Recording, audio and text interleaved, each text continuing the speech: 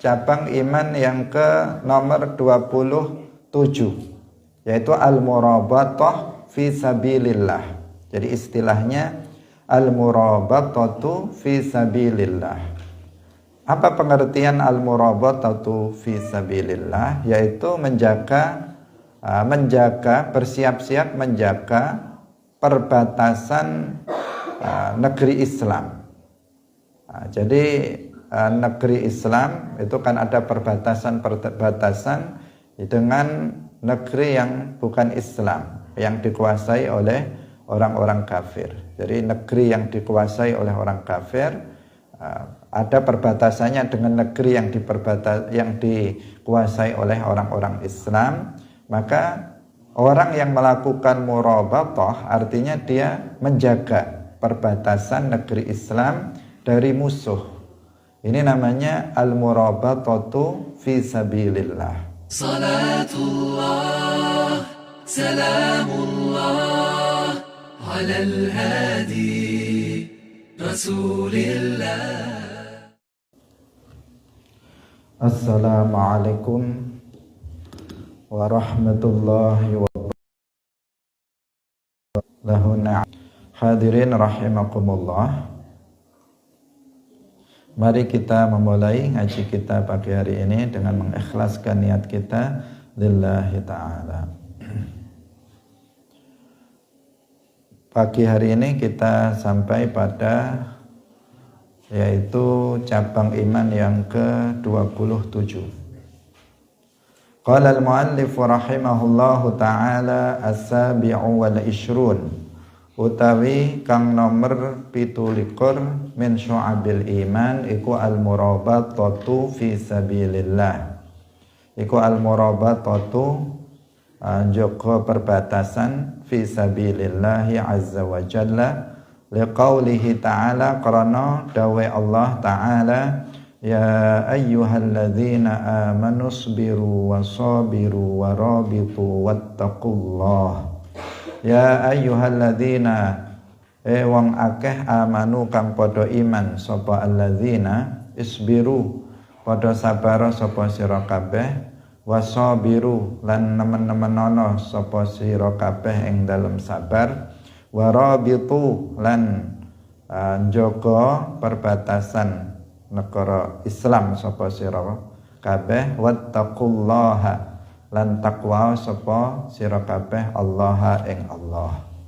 Wali hadis Sahal bin Sa'din, lan krana hadis Sahal ibn Sa'ad As-Sa'idi radhiyallahu anhu fi Sahih al-Bukhari, ribatu yaumin, utawi ribat jaga perbatasan ing dalam waktu sedina fi sabilillah iku khairun, luweh bagus, minat dunya tinimbang sangking donya, wa malan barang fiha kang ing dalem donya, wa maudhi'u sautin lan panggonan wa maudhi'u sauti ahadikum lan utawi panggonan cambuke salah siji sira kabeh, minal jannati sangking swarga iku khairun, luweh bagus, minat dunya tinimbang sangking donya, wa malan barang alaiha kang ing atase donya. Wal murabatatu, lan utahi murabatah iku tunazzalu den panggonaken minal jihadi sangking jihad, wal qitali lan perang, manzilatal i'tikafi ing panggonane i'tikaf, fil masajidi ing dalem pira-pira masjid, minas sholati sangking salat. Li'annal murabita, krana sak temene wong kang jaga perbatasan iku yuqimu jumenengaken sapa murabit fi wajhil adu ing dalem ngarepe musuh, mithla qiyamihi ing padane jumenenge wong, musta'idan halih wong kang siap-siap, lahu maring adu atau lahu maring perang atau jihad. Ats-tsaminu wal ishrun, kita lanjutkan. Ats-tsaminu wal ishrun, lan kang nomor 28 min syu'abil iman iku as-sabatu tetep lil aduwi maring musuh, wa tarkul firari lan ninggal melayu minaz zahfi sangking perang.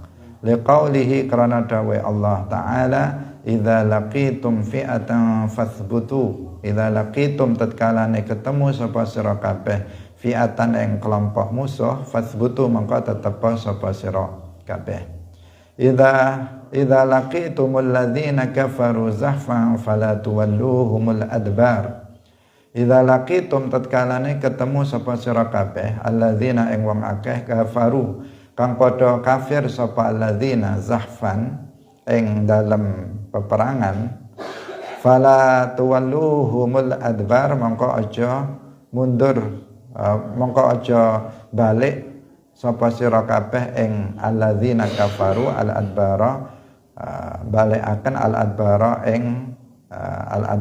ing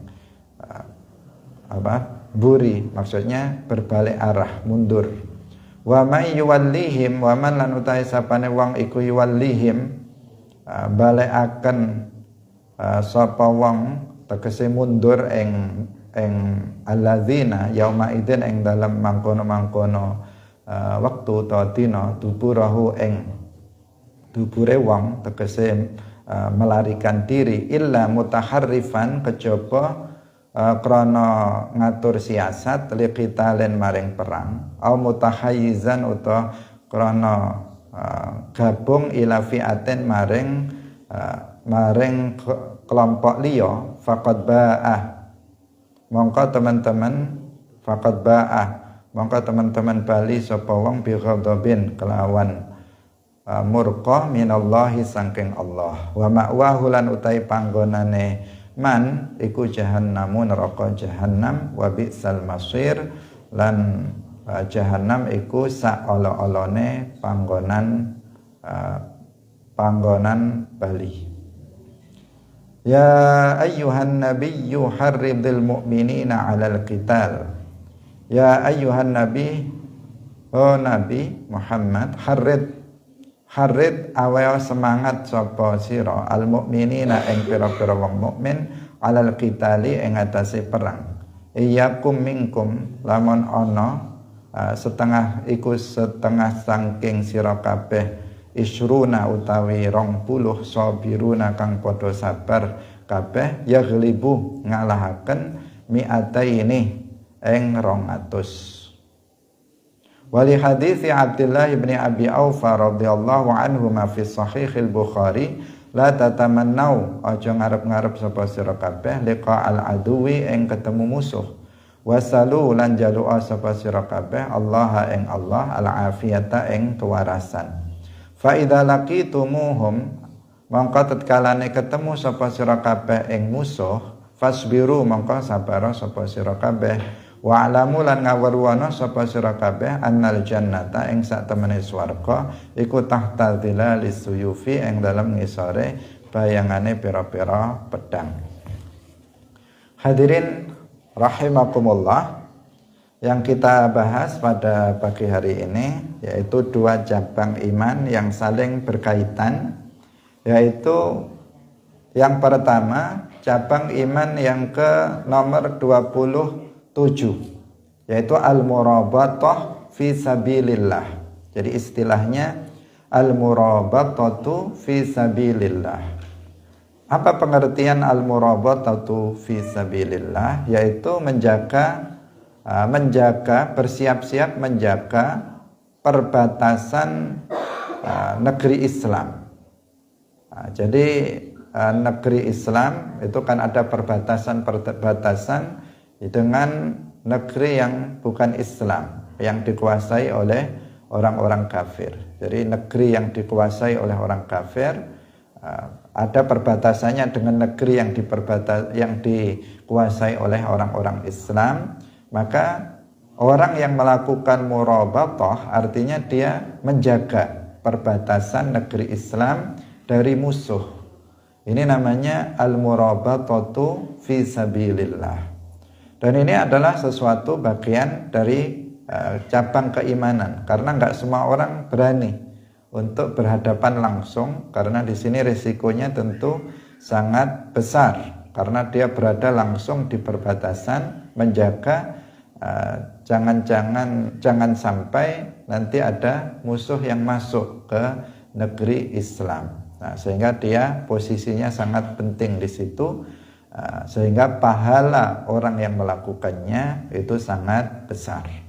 Dan ada perintah dari Al-Quran untuk melakukan itu, diantaranya adalah dalam surat Ali Imran ayat 200. Ya ayyuhalladzina amanusbiru, wahai orang-orang yang beriman, sabarlah kalian. Nah, perintah untuk bersabar. Wasabiru, dan konteksnya adalah konteks dalam peperangan. Nah, sabar artinya dalam menghadapi musuh, karena ini tanpa kesabaran seseorang atau umat Islam tidak akan mampu untuk bisa mengalahkan musuh, sehingga membutuhkan kesabaran dari umat Islam untuk berperang. Wasabiru, ini untuk memperkuat, artinya betul-betul tingkatkanlah kesabaran kamu itu melebihi kesabaran orang kafir. Karena dalam sebuah peperangan yang diperlukan adalah kesabaran. Kesabaran untuk tetap dan memiliki semangat dalam berjihad fisabilillah. Jika mana yang lebih tinggi kesabarannya, maka mereka yang akan memenangkan peperangan. Dalam hal ini maka dikatakan isbiru wasabiru, sabar dan tingkatkan kesabaran kalian melebihi dari kesabaran musuh, agar dengan begitu menjadi penyebab mereka diberikan kemenangan oleh Allah Subhanahu wa ta'ala. Kemudian warabitu wattaqullah. Warabitu artinya ini adalah perintah untuk menjaga perbatasan negeri Islam dari musuh, agar musuh tidak bisa masuk ke negeri Islam yang sehingga itu bisa membahayakan umat Islam. Nah, ini berdasarkan ayat ini dan juga berdasarkan hadis Sahal ibn Sa'ad As-Sa'idi dalam Sahih Al-Bukhari, bahwa Rasulullah Shallallahu Alaihi Wasallam bersabda, ribatu yaumin fi sabilillah khairun minad dunya wa ma fiha, wa mawdi'u sawti ahadikum minal jannati khairum minad dunya wa ma 'alaiha. Jadi ribatu yaumin, menjaga perbatasan negeri Islam satu hari saja fi sabilillah, maka itu lebih baik dari dunia dan isinya. Artinya pahalanya sangat besar orang yang melakukan itu. Kalau sekarang ya dijaga oleh tentara ya. Nah, kalau sekarang misalnya perbatasan negara seperti di Indonesia misalnya, maka di perbatasan-perbatasan itu selalu ada penjaganya. Baik batas yang berbatasan dengan Malaysia, yang berbatasan dengan Brunei Darussalam, atau dengan Papua Nugini, itu ada perbatasan yang tentara menjaga di sana. Nah, yang di sini adalah ribatu yaumin fi sabilillah. Jadi dia memang negeri Islam, dijaga dari kemungkinan musuh akan datang, sehingga untuk menjaga keamanan dari umat Islam yang ada di negeri Islam. Karena bisa saja musuh tiba-tiba datang dan menyerang. Itu bisa juga ada mata-mata musuh Islam yang kemudian berusaha masuk ke dalam negeri Islam untuk memata-matai, untuk mencari celah dan memberikan informasi tentang kelemahan umat Islam dan seterusnya. Sehingga ini sangat, posisi murabit ini sangat penting dalam menjaga umat Islam. Maka memang karena itu pahalanya sangat besar orang yang melakukannya.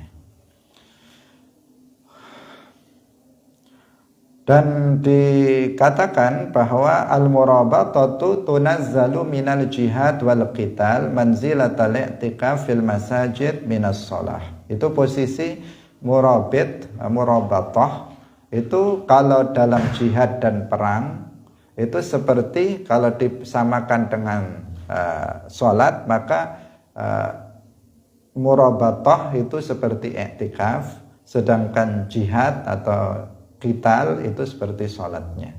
Jadi antara i'tikaf dan sholat dan murabatah dengan jihad, itu posisinya kayak seperti itu. Kenapa? Li'annal murabita yuqimu fi wajhil adu mithla qiyamihi musta'iddan lahu. Karena murabit itu langsung dia berhadap-hadapan ini dengan musuh, karena dia berada di perbatasan, depannya adalah musuh. Hadirin rahimakumullah, ini cabang iman yang ke-27. Dan orang yang melakukan murabatah tentu tidak semua orang. Nah, tidak semua orang itu mau untuk melakukannya karena risikonya yang begitu besar, berhadap-hadapan langsung dengan pihak musuh. Kemudian yang ke-28, as-saminu wal ishrun dari cabang iman adalah as-sabatu lil aduwi wa tarkul firar minaz zahfi. Jadi tetap tidak lari dari medan peperangan. Jadi tetap istiqamah untuk berada di medan perang ketika berhadap-hadapan dengan musuh dan tidak lari dari medan perang. Karena lari dari medan perang tanpa uzur maka minal kabair, maka itu tergolong sebagai dosa besar. Nggak boleh seseorang jika sudah berada di medan perang, berhadapan dengan musuh, kemudian berbalik arah, melarikan diri, itu nggak boleh. Dia harus lanjutkan dan hadapi musuh. Tentu ada ketentuan-ketentuannya. Kapan seseorang itu tidak boleh lari dari medan perang, dan kapan seseorang itu boleh mundur atau dia tidak berdosa seandainya dia lari dari medan perang. Itu ada rinciannya. Di antaranya adalah terkait dengan masalah jumlah. Terkait dengan masalah jumlah, yaitu apabila jumlah umat Islam itu atau jumlah orang kafir itu 2 kali lipat dari jumlah umat Islam, maka di sini umat Islam tidak boleh untuk mundur, harus tetap dihadapi. Misalnya artinya ketika 1 lawan 2 itu nggak boleh untuk lari dari medan perang. Misalnya jumlah umat Islam 100, jumlah orang kafir itu 200, maka di sini harus dihadapi. Meskipun jumlah orang kafir 2 kali lipat. Tetapi jika lebih dari itu, misalnya 3 kali lipat atau 10 kali lipat dari jumlah umat Islam, maka itu diperbolehkan atau tidak dosa bagi umat Islam seandainya kemudian mundur dan melarikan diri, menyelamatkan diri. Itu tidak berdosa seandainya jumlahnya itu misalnya lebih dari 2 kali lipat. Ini adalah hukum yang berlaku karena sebelumnya itu ada hukum yang lebih berat, yaitu pada awal-awal Islam. Pada awal Islam itu jika umat Islam jumlahnya 10 kali lipat, itu masih diwajibkan untuk menghadapinya dan tidak boleh mundur. Itu di awal Islam. Seperti yang disebutkan dalam ayat ini. Ketika disebutkan iyyakum minkum ishruna sabiruna yaghlibu mi'ataini. Jadi jumlahnya sudah 2 kali lipat, itu tetap tidak boleh untuk mundur di awal Islam seperti itu. Seperti dalam perang Badar. Dalam perang Badar umat Islam itu jumlahnya hanya 313 orang. Jadi hanya 313 orang. Sementara orang kafir itu jumlahnya adalah 950 orang. Hampir 1000. Biasanya ada yang membulatkan 1000. 950 lawan 313. Itu 2 kali lipat lebih. Kalau 2 kali lipatnya kan 313, berarti berapa? 626. Nah, itu kalau jumlah 2 kali lipat. Ini sampai 950, berarti 3 kali lipat lebih. Nah, tetapi ketika dalam perang Badar, ini perang di awal-awal Islam, itu perang tetap dihadapi, dan bahkan umat Islam itu mendapatkan kemenangan yang luar biasa, kemenangan besar. Sehingga membuat semangat umat Islam dalam perang itu luar biasa besarnya, karena kemenangan besar yang diraih oleh umat Islam. Bahkan perang Badar itu terjadi pada bulan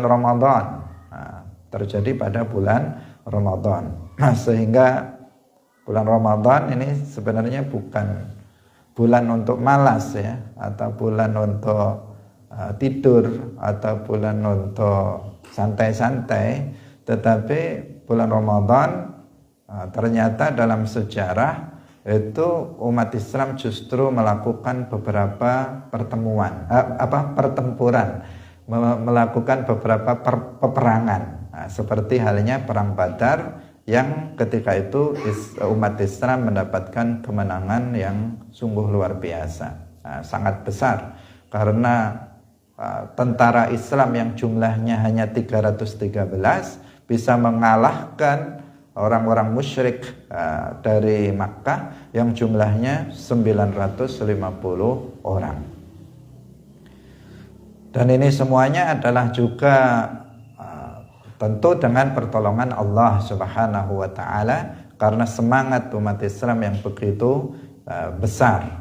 Dan Allah Subhanahu wa taala ketika itu adalah membantu, menolong umat Islam dengan pasukan para malaikat yang datang, sehingga jumlah umat Islam yang hanya 313 itu terlihat sangat banyak di hadapan orang-orang kafir.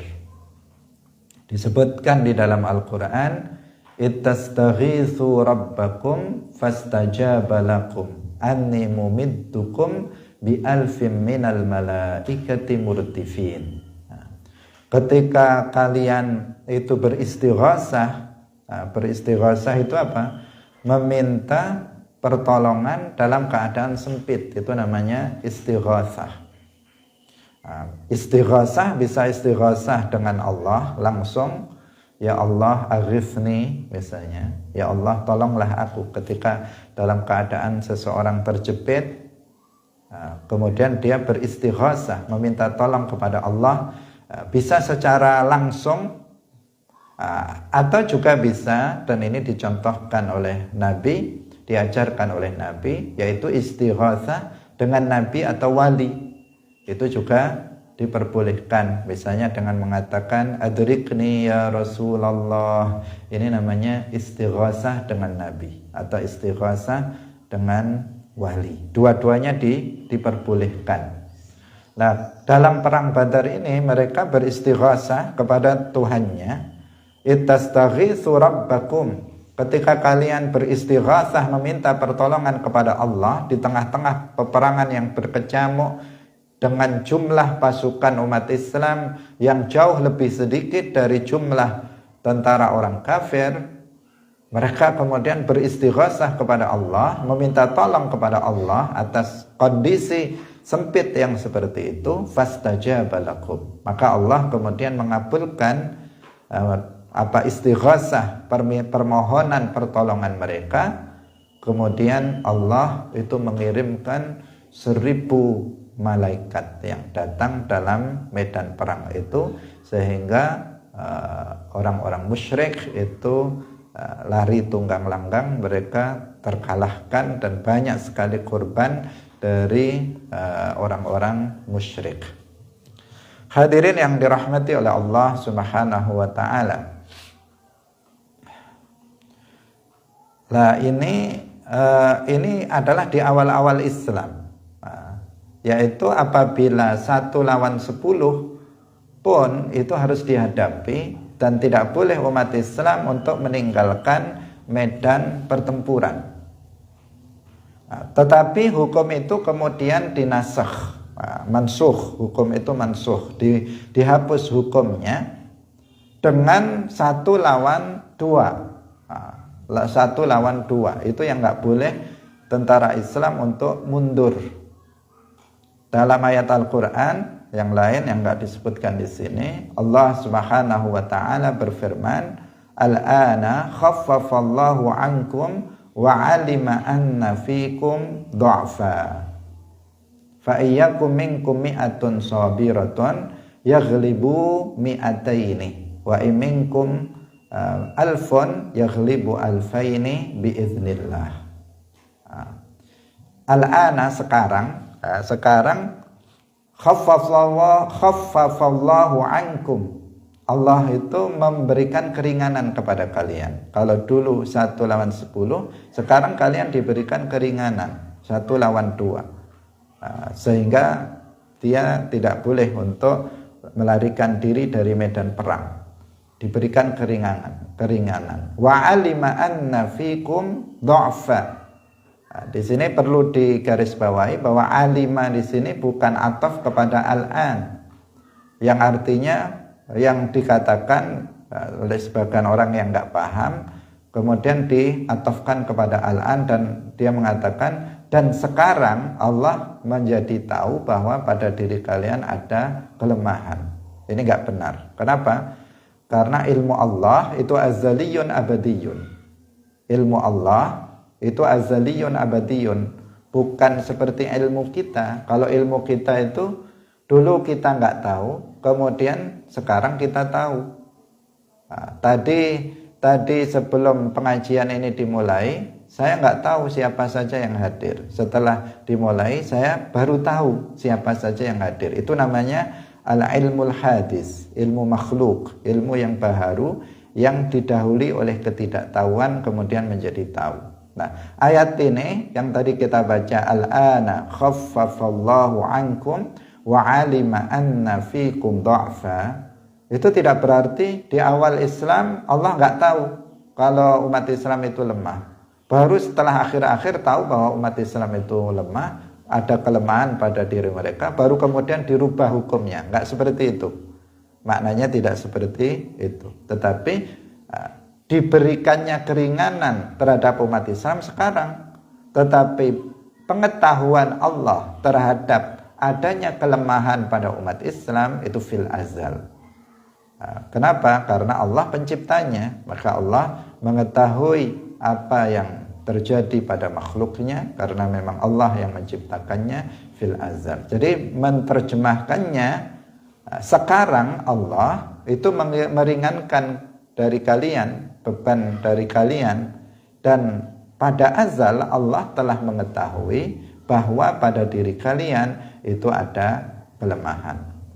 Fa iyyakum minkum mi'ah sabirah, mi'atun sabirah yaghlibu mi'atain. Jika ada 100 orang yang sabar dari umat Islam, maka itu akan bisa mengalahkan 200 orang dari orang kafir, 2 kali lipat. Wa iyyakum minkum alfun, jika kalian itu ada 1000, maka yaghlibu alfaini biiznillah, maka itu akan bisa mengalahkan 2000 pasukan orang kafir biiznillah, dengan kehendak Allah Subhanahu wa taala. Inilah yang kemudian berlaku sampai sekarang, yaitu 1 lawan 2, sehingga umat Islam tidak boleh melarikan diri dari medan perang yang jumlah pasukan orang kafir itu 2 kali lipat. Tetapi jika jumlahnya 10 kali lipat misalnya, maka hendaknya atau mereka bisa mundur dan bisa meninggalkan medan pertempuran tersebut. Ini diantara ketentuan hukum al-firar minaz zahfi, yaitu lari dari medan perang. Pada dasarnya dia adalah termasuk dosa besar, tetapi dengan ketentuan yang tadi sudah kita sebutkan diantaranya. Hadirin rahimakumullah, Mundur juga boleh dalam rangka untuk mengatur strategi perang. Dalam hal ini disebutkan dalam ayat dalam surat Al-Anfal ayat 16. Disebutkan idza laqitumul ladzina kafaru zahfa fala tuwalluhumul adbar. Jika kalian bertemu dengan orang-orang kafir di medan perang, maka kalian jangan mundur. Wa may yuwallihim yauma idzin duburahu illa mutaharrifal liqital. Kecuali apabila dia mengatur strategi untuk perang itu, mundur untuk maju kembali dalam mengatur strategi perang. Aw mutahayyizan ila fi'atin faqad ba'a bi ghadabin minallahi wa ma'wahu jahannam wa bi'sal masir.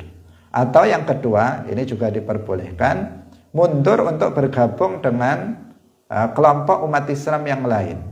Di sini tidak bisa dihadapi, kemudian mundur untuk gabung di tentara kelompok pasukan yang lainnya. Itu berarti juga diperbolehkan.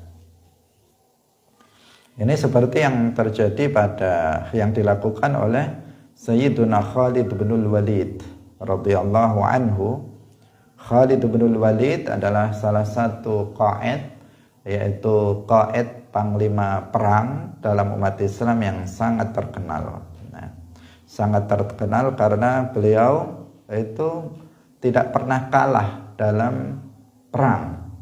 Tidak pernah kalah ketika umat Islam dalam peperangan dipimpin oleh Khalid bin Walid, maka umat Islam selalu mendapatkan kemenangan, tidak terkalahkan, karena memang kehebatan Khalid bin Walid dalam mengatur strategi dalam perang. Bahkan meskipun jumlah umat Islam itu kalah banyak dengan umat Islam, dengan orang kafir, kalah banyak dengan orang kafir jumlahnya, Khalid bin Walid radhiyallahu an itu juga bisa memenangkan peperangan, sehingga Khalid bin Walid itu dijuluki oleh Rasulullah dengan Saifullah, dengan Saifullah al-Maslul, yaitu pedang Allah yang berhunus. Kenapa? Karena kehebatan Khalid bin Walid dalam peperangan. Pernah beliau itu memenangkan sebuah peperangan besar, yaitu pada masa Rasulullah dalam perang Mu'tah, yang ketika itu umat Islam sudah hampir kalah, sudah hampir seakan-akan kalah. Nabi ketika itu juga tidak ikut dalam peperangan. Beberapa panglima Islam sudah berguguran. Zaid bin Harithah, kemudian Ja'far bin Abi Thalib sudah meninggal. Jadi ada tiga panglima Islam yang ditunjuk oleh Nabi, tiga-tiganya meninggal. Tiga-tiganya semuanya sudah syahid. Maka kemudian Khalid bin Walid yang keempat mengambil posisi itu dan kemudian berhasil untuk membalikkan keadaan, sehingga tentara Romawi ketika itu padahal jumlahnya jauh lebih besar, ada 200.000 pasukan dari orang kafir, itu yang kemudian dengan strategi Khalid bin Walid yang jitu, akhirnya mereka bisa lari mundur. Ini kehebatan dari Khalid bin Walid. Bahkan dalam perang Uhud ketika Khalid bin Walid itu belum masuk Islam, itu sempat membuat kedodoran tentara Islam yang dipimpin oleh Rasulullah Shallallahu Alaihi Wasallam. Ketika itu Khalid bin Walid belum masuk ke dalam agama Islam, dan beliau berada di pihak musuh, di tentara orang kafir. Dalam perang Uhud ada orang-orang yang tidak mematuhi perintah Rasulullah Shallallahu Alaihi Wasallam. Ketika terlihat oleh Rasulullah itu diperintahkan agar pasukan pemanah yang ada di gunung Uhud itu tidak turun dalam kondisi apapun sebelum diberikan izin oleh Rasulullah Shallallahu Alaihi Wasallam. Tetapi setelah melihat orang-orang kafir itu pada lari dan meninggalkan hartanya di medan perang itu, ternyata mereka tanpa diizinkan oleh Nabi, mereka kemudian pada berlarian turun untuk mengambil ghanimah. Nah, pada saat itu Khalid bin Walid dan pasukannya berputar arah, kemudian naik ke gunung Uhud itu, sehingga kemudian menyerang umat Islam yang di bawah, sehingga umat Islam korbannya sangat banyak, ada 70 orang yang mati syahid, diantaranya adalah paman Nabi Hamzah. Hamzah ini pemimpin para syuhada, yaitu Hamzah ibn Abdul Muttalib. Jadi Hamzah ini wafat di Uhud, sehingga sekarang kalau kita berziarah ke Uhud, maka kita berziarah ke syuhada Uhud.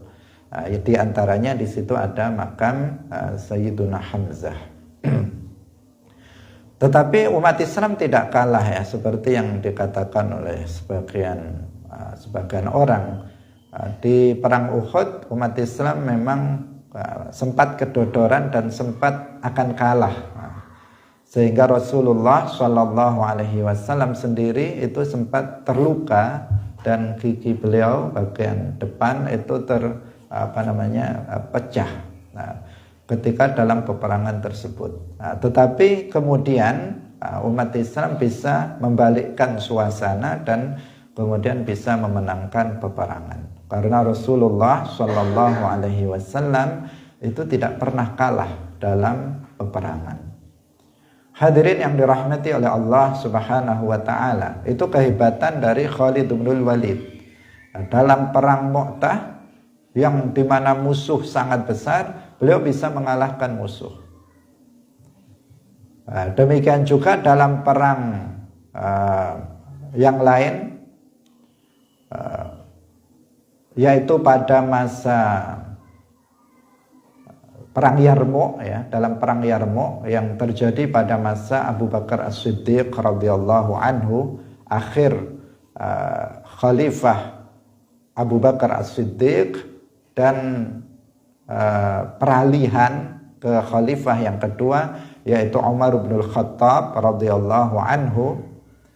Ketika itu umat Islam juga dalam bahaya, karena tentara barat itu begitu sangat besar, sementara waktu itu Khalid bin Walid itu tugasnya berada di Irak. Sementara yang di daerah Syam itu umat Islam melawan tentara barat yang jumlahnya sangat besar, sehingga ketika itu sempat juga kedodoran umat Islam karena memang lawannya tidak seimbang dari sisi jumlahnya. Tetapi setelah Khalid menyelesaikan perang di daerah Irak, kemudian Khalid diperintahkan oleh Sayyiduna Abu Bakar untuk pergi ke Yarmouk dan bergabung dengan umat Islam yang di sana. Ketika itulah maka dikatakan bahwa Khalid bin Walid ketika itu membuat strategi perang yang luar biasa, di mana seakan-akan tentara Khalid bin Walid itu mundur, tetapi ternyata berbalik menyerang, yang membuat kaget tentara musuh dan kemudian mereka bisa dikalahkan.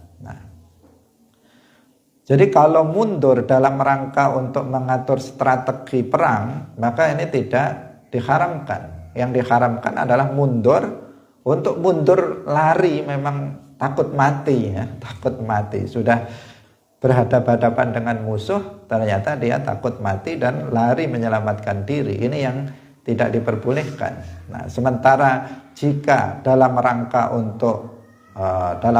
untuk mengatur strategi perang, mutaharrifan dalam ayat ini, maka itu adalah sesuatu yang diperbolehkan. Atau mutahayyizan ila fi'ah, atau untuk mundur untuk gabung dengan bala tentara umat Islam yang lainnya untuk membantu kelompok umat Islam yang lainnya, maka ini juga diperbolehkan. Jadi al-firar minaz zahfi yang tergolong sebagai dosa besar itu adalah apabila tanpa ada uzur. Dari sisi jumlah itu umat Islam bisa jadi lebih banyak atau lebih sedikit, tetapi masih 1 lawan 2. Kemudian dia mundur juga tidak dalam rangka untuk mengatur strategi perang, atau dia mundur juga tidak dalam rangka bergabung dengan bala tentara yang lain, tetapi murni karena pengecut, ketakutan yang ada pada dirinya, maka ini mereka akan jatuh kepada dosa besar. Salah satu permasalahan dalam perang Uhud itu kan juga seperti itu. Jadi banyak orang-orang munafik itu yang kemudian ketakutan. Banyak yang kemudian mereka awalnya bergabung, begitu berangkat kemudian gak jadi. Itu banyak. Sehingga ketika dalam perang Uhud ini banyak dari mereka yang menampakkan keislaman secara zahir tetapi menyembunyikan kekufuran dalam hatinya, yaitu orang-orang munafik yang mereka kemudian memisahkan diri dari pasukan umat Islam. Hadirin yang dirahmati oleh Allah Subhanahu wa taala. Tadi Khalid bin Walid, kita cerita tentang Khalid bin Walid. Itu rahasianya apa sehingga beliau ini, meskipun beliau itu adalah panglima perang dalam puluhan peperangan yang beliau hanya tidak di medan peperangan. Beliau wafat di atas tempat tidurnya. Karena ya hebatnya Khalid bin Walid, dan ketika beliau wafat ditemukan bekas luka itu banyak, semuanya berada di depan, nggak ada yang di belakang. Artinya apa? Beliau kalau perang itu ya maju terus, nggak ada istilah mundur. Jadi lukanya nggak ada di bagian belakang, itu semuanya di depan.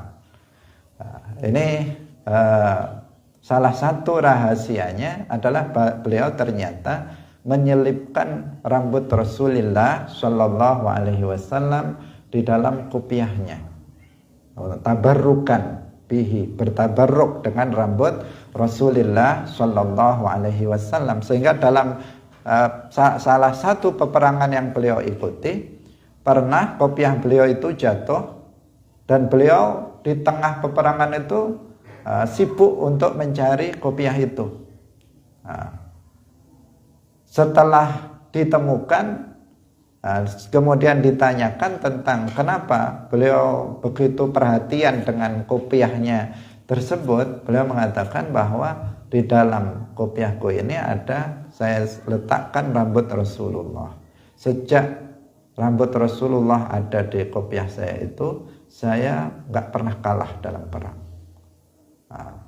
Ini karena apa? Barokah dari rambut Rasulullah Shallallahu Alaihi Wasallam. Dan dalam perang Rasulullah memang nggak pernah kalah. Dan ketika rambut Rasulullah bersama Khalid bin Walid dalam kopiahnya, maka Khalid juga nggak pernah kalah dalam peperangan. Nah, ini juga menunjukkan bahwa tabarruk bi atharir Rasul, dengan asar Rasulullah Shallallahu Alaihi Wasallam, dengan rambutnya, dengan bajunya, dengan sendalnya, dengan kukunya, itu adalah sesuatu hal yang diperbolehkan dilakukan oleh para sahabat, diantaranya dilakukan oleh Sayyiduna Khalid bin Walid radhiyallahu anhu, Saifullah al-Maslul. Hadirin yang dirahmati oleh Allah Subhanahu wa ta'ala. Kalau ada orang tanpa uzur kemudian dia melarikan diri dari medan perang, maka ancamannya adalah ghadabun minallah, murka Allah, dan dia akan ditempatkan di Jahannam, yang menunjukkan bahwa orang tersebut jatuh kepada dosa besar.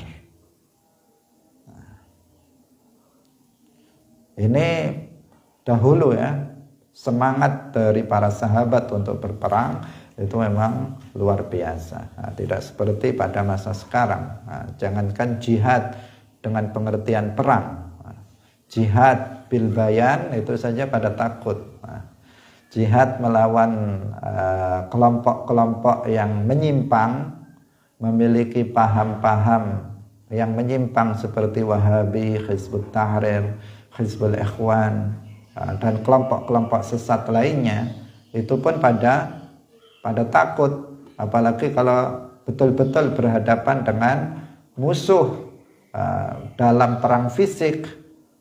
Mungkin kalau pada masa sekarang ya banyak yang mundur ya, banyak yang nggak mau. Itu semuanya karena lemahnya iman yang ada pada diri kita kebanyakan umat Islam. Itu yang sebenarnya harus dipupuk terlebih dahulu, yaitu dengan pemahaman terhadap ilmu-ilmu agama yang benar, dan dengan pengetahuan mereka, keimanan mereka tentang akhirat, keimanan mereka tentang adanya hari nanti pembalasan pada hari kiamat.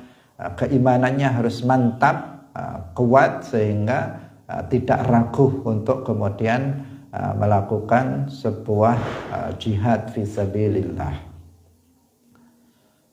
Sebagai gambaran, misalnya ada seorang sahabat namanya Hanzalah. Hanzalah ini seorang sahabat yang suatu ketika dia itu masih dalam pengantin baru. Dia baru saja menikah, kemudian malam pertama dengan istrinya, kemudian mandi setelah subuh, sholat subuh. Setelah sholat subuh melakukan hubungan suami istri lagi. Di saat itu tiba-tiba ada seruan jihad dari luar. Jihad. Apa yang dilakukan Hanzalah? Hanzalah langsung kemudian minta izin kepada istrinya untuk berangkat perang. Dan ketika berangkat itu belum mandi junub, belum mandi. Hanzalah ini langsung berangkat. Itu menunjukkan apa? Semangatnya dalam jihad. Dalam jihad fisabilillah. Kalau zaman sekarang ya nggak mau. Ini masih, jangankan masih sehari, sebulan aja alasannya diajak jihad, meskipun jihadnya bukan perang. Alasannya ya masih bulan madu. Gimana masih sebulan nikah diajak ngajar, diajak dakwah misalnya. Ya kita dienakkan dulu untuk bulan madu. Nah, ini Hanzalah masih satu malam menikah, diserukan untuk jihad fisabilillah secara fisik, taruhannya nyawa. Nah, itu langsung berangkat tanpa berpikir lama. Itu karena himmahnya yang tinggi dalam berjihad. Dan ketika Hanzalah ini pergi berperang, dan ternyata Hanzalah betul-betul syahid dalam peperangan itu.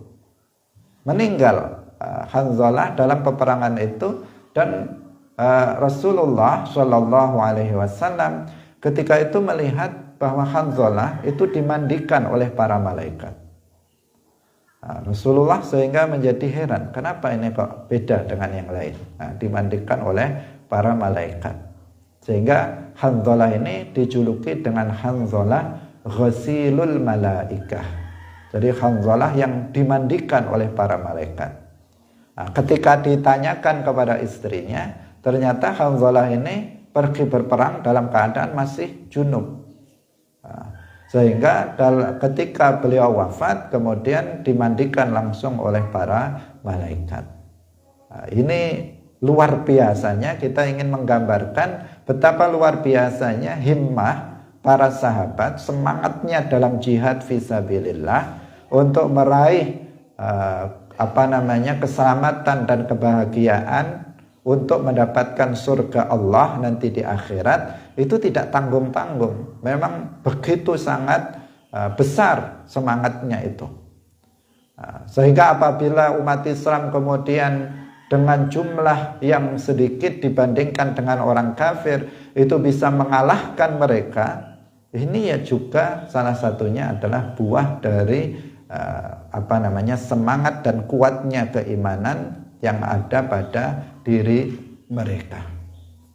Sehingga tidak umat Islam itu menjadi sangat kuat. Itulah yang diperlukan pada masa sekarang. Tentu konteksnya berbeda, bukan dalam perang fisik, tetapi dalam jihad fisabilillah, dalam ad-da'watu ilallah, berdakwah kepada Allah, mengajarkan ilmu-ilmu agama kepada umat Islam, dan mengajak yang belum Islam untuk masuk ke dalam agama Islam dengan secara damai, tidak dengan peperangan.